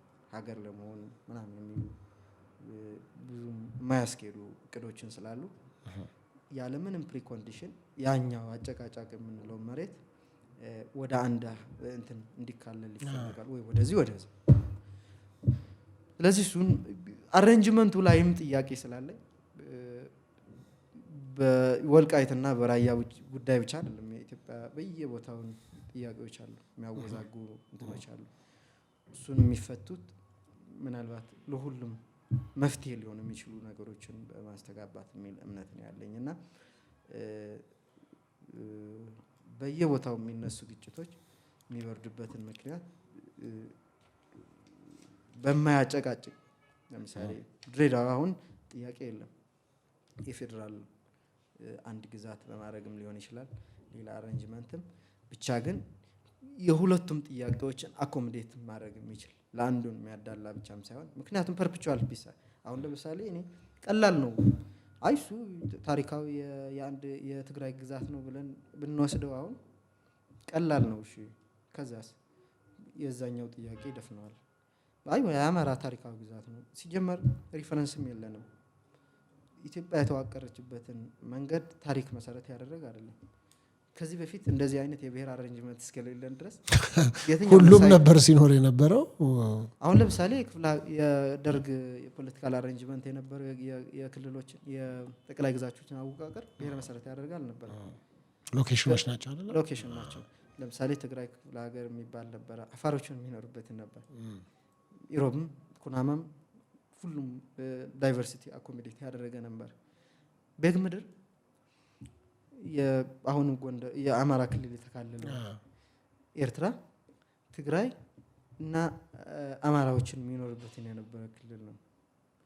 ስለዚህ ወደ ድሮ እንመለስ ነው ወይስ ያንሰናል? ሪፈረንስ የሌለውን እንትን። ስለዚህ በማይረባ ጉዳይ ከምንጨቃጨቅ ለሁላችን የምትበቃ ኢትዮጵያ እንስራ መጀመሪያ። ለምን እኔ ወልቃይት ራያ ወደ ትግራይ ሄዶ ወደ አማራ መጣ፣ የትግራይ ህዝብ ሁሉ እዛ አይኖርም። እሱን ፔኔትሬት አድርጎ ወለጋ ውስጥ እየሰራ ነው። ፔኔትሬት አድርጎ ጋምቤላ ሄዶ እየሰራ ነው። ስለዚህ በዛ ደረጃ ምናልባት እሱን የስልጣንን እንትን ኢሊቶችን ህዝቡን ለማነሻሻ የሚጠቀሙት ነው እንጂ ለመፍታቱ ቀላል ነው። ወደ ነበረበት ይመለስ። አይዲፒውን ወደ ወልቃይት ወደ ራያ ብቻም ሳይሆን ከተለያየ የኢትዮጵያ አካባቢዎች የተፈናቀሉ ተፈናቃዮች ማን ይሆኑ ምን ኢትዮጵያውያን ናቸው። ኢትዮጵያ ስትጎዳ መስዋዕትነት ለመክፈል የሚችሉ ሰዎች ናቸው። በዜግነትም ኢትዮጵያውያን ናቸው። ስለዚህ በዚህ ደረጃ ማሰብ መጠየቅ ነው ያለብን እንጂ አሁን እኮ በጣም የሚገርምን ሀገርን ሊጠቅም የሚችል ናሽናል ኢንትረስታችንን መሰረት ያደረገ ጥያቄዎችን ወደ ኋላ ትተን ስለ ቀይ ባህርን ሲነሳ አላርጂክ ይሆንብናል። የሰፈር ነገሮችን በዚህ ባይዞ አበቃም። የቀበሌውን እኮ ግጭቶች አሉ። ምናልባት እንደዚህ ፖለቲሳይዝ ስላተደረጉ ነው እንጂ በመቀለም በትግራይ ውስጥም ጥያቄዎች እኮ አሉ። ግን ፖለቲሳይዝ መደረጋቸው ነው ትልቅ እንትን የሆነውና እንዳልኩ ነው። ፖለቲካ ደግሞ ዛርቶ እንደሚሆንልህ ማድረግ ነው። በቃ አለቀ።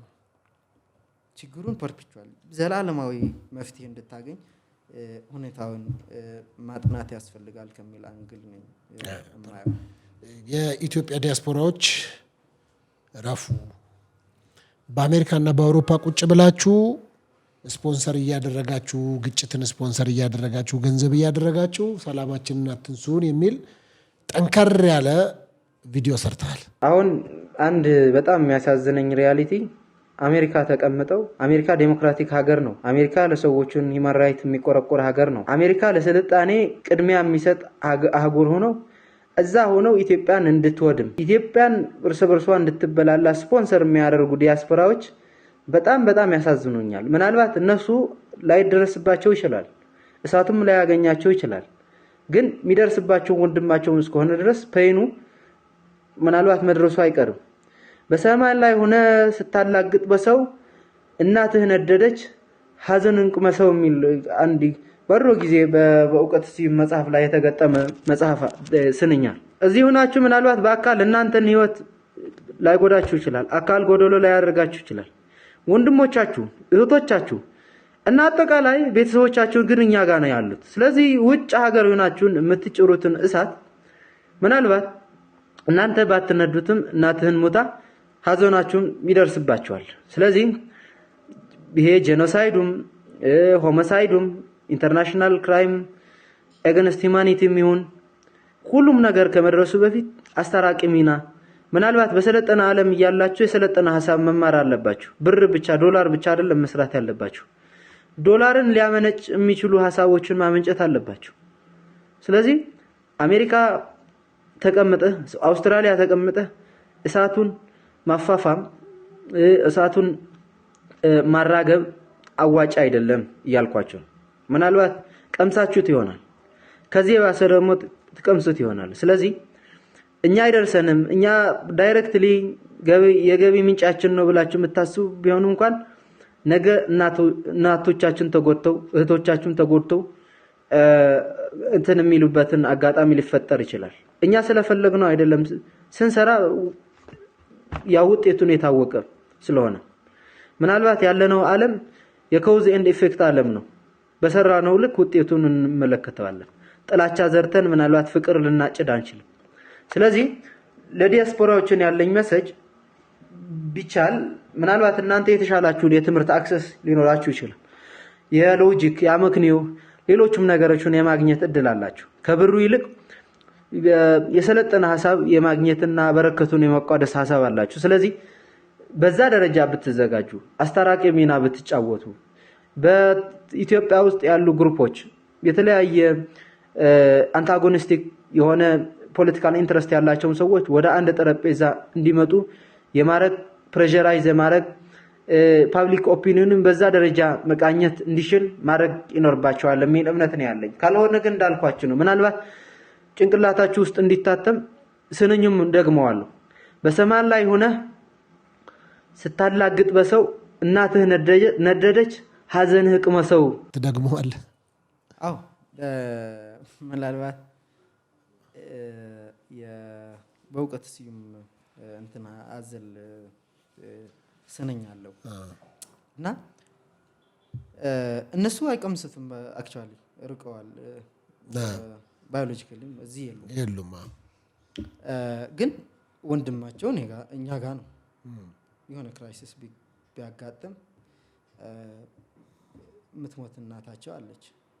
በጣም አንድ አሳማኝ ኬዝ ቴዎድሮስ ይሄ ማን ነው? ቴዎድሮስ አድሃኖም አድግራት ነው ያገሩ። በዋር ታይም እሱ ፊዚካሊ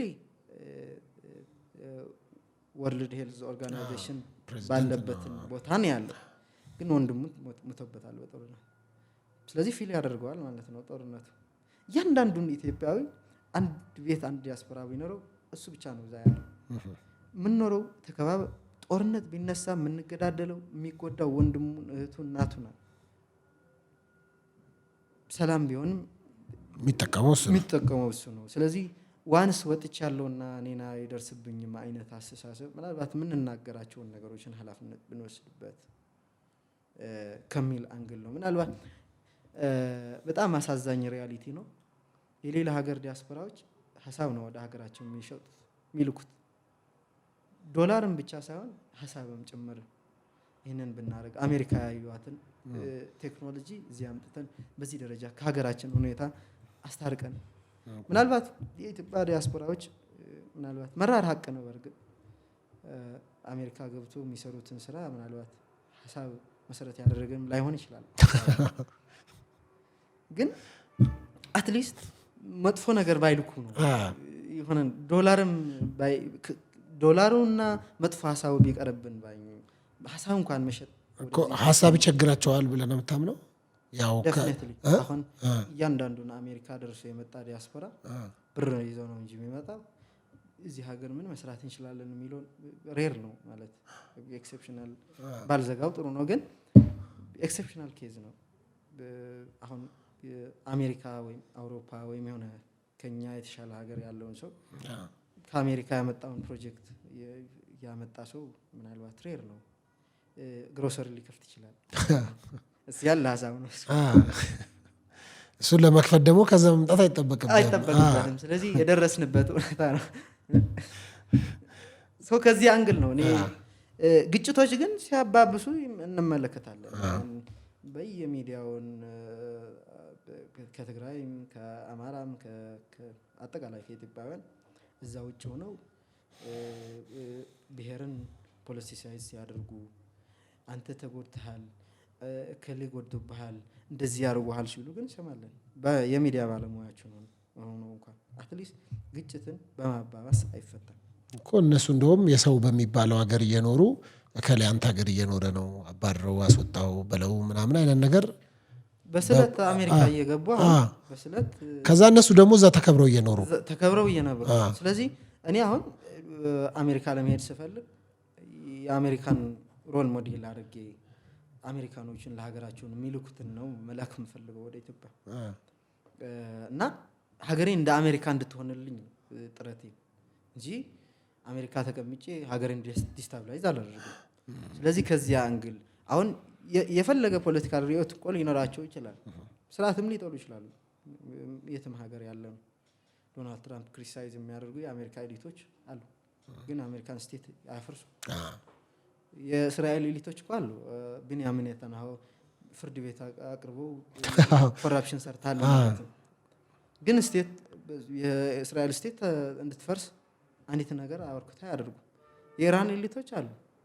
የኢራን ኤሊቶች ኢራን እንድትፈርስ አይሰሩም። አትሊስት ስርዓት ሊቃወሙ ይችላሉ።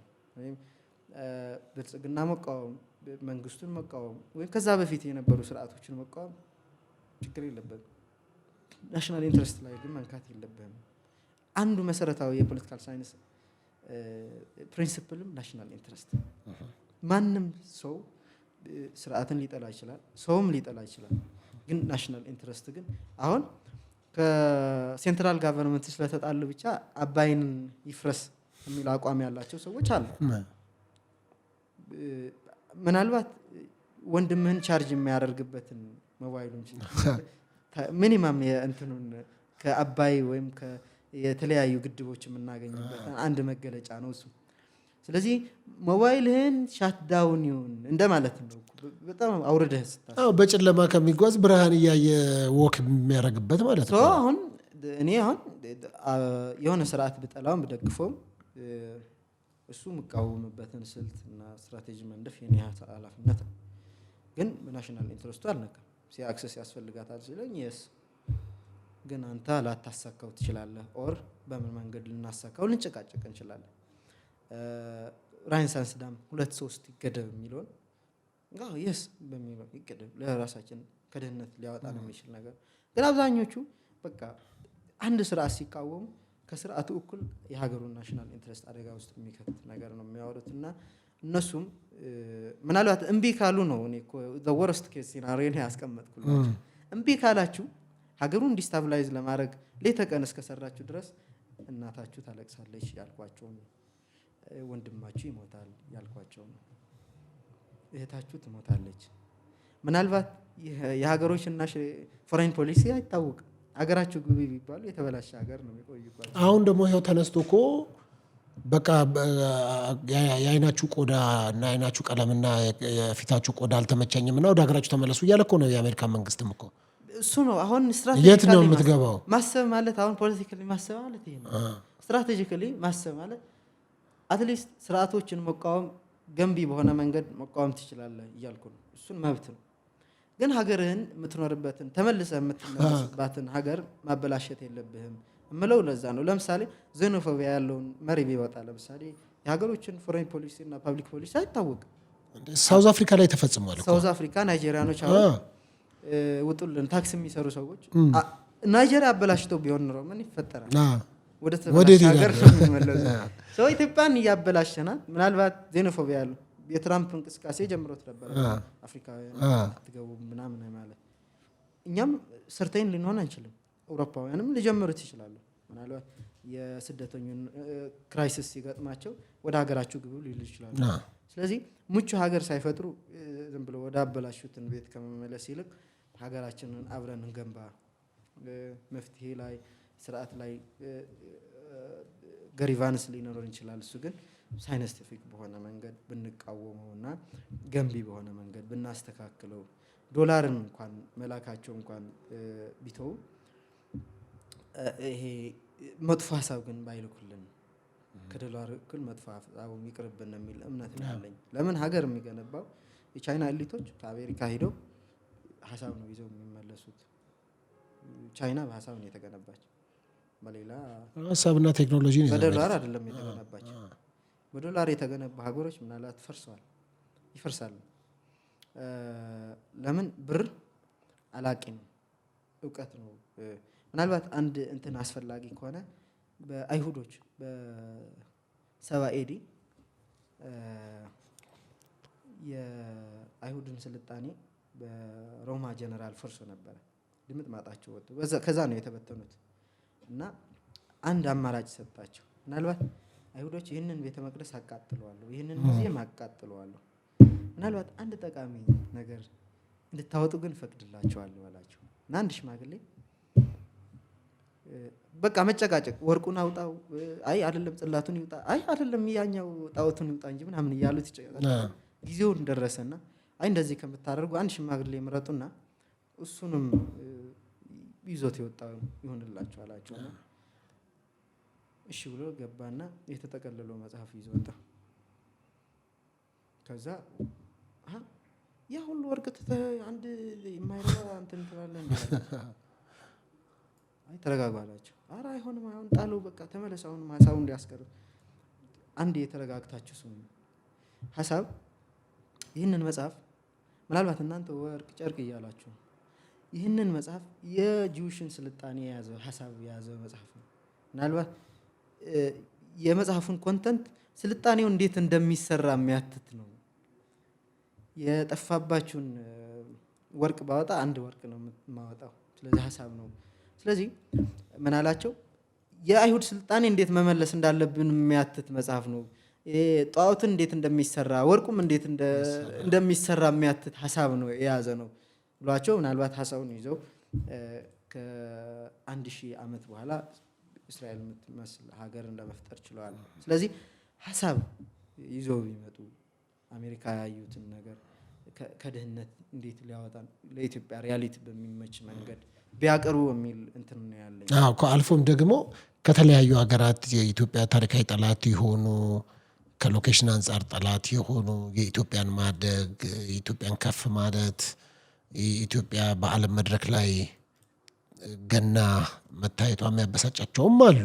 ወዳጅም እንዳለ ጠላትም ስላለ ጥቁር ካለ ነጭ አለ፣ ነጭ ካለ ጥቁር አለ። ስለዚህ ከእንደ አይነት ተሳቢዎች አሉ። ከእንደነሱ ጋር መስራት እንደ አንድ ኢትዮጵያዊ ኢትዮጵያን ዝቅ ለማድረግ ለምሳሌ በአባይ ግድብ ዙሪያ ያው የግብፅ ኢንትረስት በደንብ ይታወቃል እና ግብፅ ልክ ናት እኮ የሚል ሁሉ አለ። በእግር ኳስ እንኳን ግብፅን የሚጠላ አባይን በመስራታችን ስትበሳጭ ግን ልክ ናት ብሎ የሚልም ሚዲያ ላይ በደንብ አማርኛ በተለያዩ የኢትዮጵያ ቋንቋዎች የሚያወሩ ሰዎች አሉ። እነሱን ስታይ ምን ይሰማል? እሱ ነው አሁን እኔ ሀገሬን የምመዝነው ከናሽናል ኢንትረስት። አሁን ፖለቲካ ዳይናሚክ ነው። ብዙ መሪዎችን አልፈዋል። ምንጠላቸው ምንወዳቸው ብዙ መሪዎችን አልፈዋል። ናሽናል ኢንትረስቱ ግን አያልፍም። የአሜሪካኖች በጣም ቆንጆ ፕሪንሲፕል አላቸው። ምንድነው የሚሉት? we have ኢተርናል ኢነሚ we have ኢተርናል ኢንትረስት የሚሉት። ቋሚ ጠላትም ወዳጅ የለንም። ስቴቶችን ይቀያየራሉ። ኢተርናል ናሽናል ኢንትረስት ግን አለ። አሁን ለምሳሌ አባይ በርሄ ሄደ፣ ሐጎስ መጣ፣ ገመቹን ተሾመ፣ ቋሚ እኛ ናሽናል ኢንትረስት። ግብጾች እኮ በዚህ ጉዳይ ምንም የተለየ ዲፊያንት እንትን የለም። ከኢትዮጵያ አብሮ የግብጽ ኤሊት የሚሰራል አንድም መንሽን ማድረግ አንችልም። የኢትዮጵያ ስርዓት የግብጽ ስርዓት ይደግፋሉ ማለት ግን አይደለም። ብዙ የአልሲሲን ስርዓት የሚቃወሙ ግብጾች ሊኖሩ ይችላል። ግን የራሳቸው ናሽናል ኢንትረስት ግን አሳልፈው አይሰጡ። ስለዚህ ናሽናል ኢንትረስት አሁን አብዛኛው ሰው የማይረዳው ሀገሩንና ስቴቱንና መንግስቱን እንትን እያደረጉት በጋራ እየተመለከቱት ስቴቱን አሁን ብልጽግና፣ ኢህአዴግ፣ ኢሃፓ፣ ኢሰፓ ምናምን ብሎ አልፏል ሄደዋል። አባይ ግን ያለበትን ሎኬሽን እንኳን አልቀየርም። ለኛ የሚሰጠውን ጥቅም እንኳን አይቀይርም። ስለዚህ ናሽናል ኢንትረስት እና ፓወር ፖለቲክስ ለይቶ እንትን ቢሉ የፈለገ ስርዓቱን ብንጠላ ናሽናል ኢንትረስታችንን እስከ እንትን ማለት ግን መድረስ የለበትም የሚል ምክር ነው ያለኝ። ምናልባት በብዙ ደረጃ እንደዛ የሚሉ ስቴትን በደለን ወይም ከእንደዚሁ እንትን አደረገን የሚሉ እንኳን ቢኖሩ እሱ አይደለም የበደላችሁ። ናሽናል ኢንትረስቱ ምናልባት እሱን ስርዓቱን ከሄደ በኋላ የሚቀጥል ነገር ነው እና ኋላ ከግብጽ ተደራድረህ የሸጥከውን ኢንትረስት ኋላ ተመልሰህ አንተ ከተሸጥክ በኋላ ሌላ ጭቅጭቅ ከየት ታመጣዋለህ? ስለዚህ ናሽናል ኢንትረስት እና ፓወር ፖለቲክስ እየለየን ብንሄድ ምናልባት የኔ ስለ ስርዓቶችን ያለኝ አቋም ሊቀየር ይችላል እኮ ግን ስለ ናሽናል ኢንትረስት አይቀየርም። ስለ ሲ አክሰስ ያለኝን አቋም ስለ አባይ ግድብ 3-4 ግድቦችን መገደብ እንዳለብን በሌላ ተፋሰስ መስራት እንዳለብን ሀገሪቱን ከድህነት በመውጣት ላይ ያለኝ ነው አቋም ግን አይቀየርም እና ይህንን ሞዴል ነው መከተል ያለባቸው የሚል አቋም ነው ያለኝ። በጣም ጥሩ። እንግዲህ የመጨረሻ ጥያቄ ነው የማደርገው። አዲስ አበባ ከመጣ ስንት ጊዜ ሆነ? ወደ 3 ዓመት 4 1 ዓመት ምናምን ነው 1 ዓመት ከምናምን። ኦኬ እንግዲህ በአመት ከምናምን ውስጥ አዲስ አበባ ተቀይራለች። እንዴት ተመለከተ? ዞር ዞር ብለህ አይተሃል? አዎ አያየው። እሺ ምን ተሰማህ? ምናልባት ጥሩ ሞዴል ነው። የፖለቲካል ኢኮኖሚ ሞዴሎች አሉ። ሰንተር ፊጋል እና ሰንተር ፒታል የሚባል የዴቨሎፕመንት ሞዴል። አሁን አዲስ አበባ የኢትዮጵያ ብቻ ሳይሆን የአፍሪካ መዲና ናት። ስለዚህ ለሌሎችን ከተሞችን ሮል ሞዴል መሆን ካለባት ራሷን ማጽዳት አለባት። ስለዚህ ጥሩ ማሳያ ይሆናል። አሁን ክፍለ ሀገሮች ያሉ ከተሞች ለሰን ይወስዳሉ። ማንም ሰው ወደ አዲስ አበባ ይመጣል። ከኖርዝም ከሳውዝም ከምንም። ለምሳሌ የተበታተነ እድገት ብናመጣ ለምሳሌ መቀሌ ያለውን ያልተማከለ እንትን እንኳን ብናረግ መቀሌ የሚያያት ሰው አይኖርም። ምክንያቱም መቀሌ የማየት አክሰስ ያለው ምናልባት ከባህር ዳር ከጎንደር የሄደ ሰው ከአፋር የሄደ ሰው። ስለዚህ ዴቨሎፕመንቱ ከሰንትሩ መጀመር አለበት። ጥሩ ሞዴል ይሆናል። ሁለተኛ ከፓን አፍሪካኒዝም ተያይዞ አፍሪካን መዲና የምታክል ከተማ በወረደ ስታንዳርድ ተሰርታ የሚያይ አፍሪካዊ ለኛ ያለው ኢሜጅ ምን ይሆናል? ምናልባት ጥያቄዎች ተነስተው ነበረ እና ጋዳፊ ምናምን ነበረ የካዛብላንካ እና የእንትኖችን ግሩፕ እንደ አጀንዳ ተነስተ የነበረው ምናልባት በዛኔ ጊዜ እኮ ከትሪፖሊ ወይም ከትሪፖሊ አይደለም ከሰርጸ የጋዳፊን የትውልድ ሀገር የምትበልጥ አልነበረችም። በጣም ቆሻሻ። እኔም እንኳን ማቃት አዲስ አበባ 2 ኮሪዶር ከመሰራቱ መጥቼ ነበረ። ጋምቤላ ለተወሰነ ጊዜ ተቀምጫለሁ እና በዚህ ሳልፍ በጣም ቆሻሻ ነበረ። እንትና አወጋገድ ስርዓቱን ጋር ብዙ ጥያቄ የሚያነሳ ሽታዎች ነበሩ ምናምን። አዎ ሽታዎች ነበሩ። ከዚህ በፊት መጥተው የሚያውቁ ሰዎችም ሲያወሩ አዲስ አበባ እኮ ምንም የላትም ከሌ ትሻላለች የሚል። ስለዚህ እቺ እንኳን ለሌሎችን ሞዴል ልትሆን ክፍለ ሀገር ላሉ ከተሞች እንኳን ሞዴል ማትሆን የነበረችው ነው። ስለዚህ ጥሩ ሞዴል ነው የሚሆነው እና አዲስ አበባ ለሌሎችን ማሳያ ማድረግ ምናልባት አንዱን የናሽናል ኢንተረስቱን ኮር ነው ብዬ ነው የማስበው። አንድ ወክ አድርገህ ታውቃለህ? ማታ ላይ አሁን በጣም ኤቭሪዴይ ወክ ነው አደርጋለሁ አሁን በየቀኑ እና ብርሃን ነው።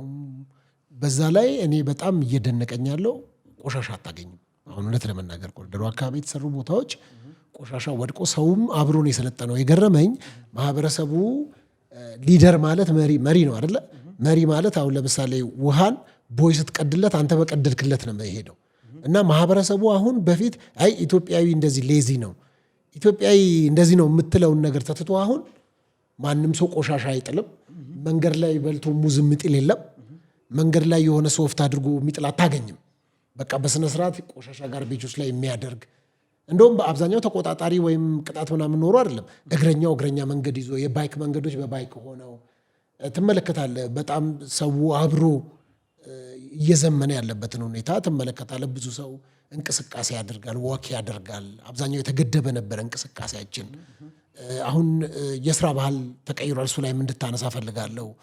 የስራ ባህሉ አዲስ አበባ ላይ እንዴት ተቀየረ ብትል ሌሊት የሚሰሩ አሁን አብዛኛው ቀን ላይ ነበረ እየተቆፈረ ቀን የትራፊክ መጨናነቆች ምናምን ነበሩ። አሁን እየተቀየረ ሌሊት እየተሰራ ቀን እየተሰራ ያለበት ፍጥረቶች ፈቃደኛ ከሆንክ አስጎበኛለሁ። የወንዝ ዳር የአዲስ አበባ ወንዝ ዳር ልማቶች ኢትዮጵያ ውስጥ ነው ወይ አዲስ አበባ ነው ወይ ልትል ትችላለህ። ከዛ አንጻር እነዚህን ነገሮች የማየት እድል ነበረ ወይ? ከነዚህስ ነገር ተጠቃሚ ነህ ወይ ልልህ ፈልጌ ነው። አዎ ምን መሰለህ፣ አሁን እኔ ስልጣኔ አቀንቃኝ ነኝ። ሰው ልጅ ከሚገባው በላይ መኖር አለበት፣ መዝናናት አለበት። የህይወትን የመጨረሻ ግብ ሃፒነስ ነው። የፈለግ በመቆርቆዝህ የምታገኘውን የህይወት ዓላማ አይኖርም። ስለዚህ እኔ የምለው ይህንን ሁሉ የልማት እንቅስቃሴዎች ለሌሎቹም ማሳያ እንዲሆን መጀመሪያ ራሷን መዲናዋን መስተካከል አለባት። ምናልባት ከዚህ አልፎ ብዙ እንትኖችን ላይ መሰራት አለባቸው። አለባበሳችን ላይ፣ የስራ ባህላችን ላይ ማሳያ ልትሆን ከተፈለገ መዲናዋ ናት መጀመሪያ መቀየር ያለባት። ቆሻሻ መዲና ይዘህ ስለሌላ እንትንን ብታነሳ እና እንደ ጥሩ ሞዴል ልትሆነን የምትችል ናት። እያየን ነው። አሁን እኔ የአዲስ አበባ ልማት ስመለከት ለምን ወደ ጋምቤላ እንደዚህ አይነት ወደ ሶማሌም ወደ መቀሌም እኔ የተወለድኩበትን አካባቢ እንደዚህ አይነት እድል ቢገኝ ይሄድልኝ። በምን ማንም ሰው ስልጣኔ የሚጠላ ከሆነ ምናልባት ጤናውን መመርመር አለበት። እሱንም ራሱ አሁን አፕሪሼት ስታደንቅ አድርባይ ነህ ምናምን የተለያዩ ስያሜዎች ይሰጣሉ። የተሰራውን ማስረጃ ማቅረብ የምትችልበትን የሚታየውን ነገር በማድነቅና በመናገር በዛም ትችት የሚያደርጉ ሰዎች አሉ። በእርግጥ አሁን ምን መሰለህ በኢትዮጵያ ውስጥ የስራውን ውጤት አይለካም ብያለሁ። ሀሳብም ጭምር ስጋ ይመዘናል። ለምሳሌ ይህንን ስራ ሌላ ሰው ቢሰራው አሁን እንትኑ ይቀየራል። አየህ ማን ሰራው ነው እንጂ ምን ተሰራ አይደለም።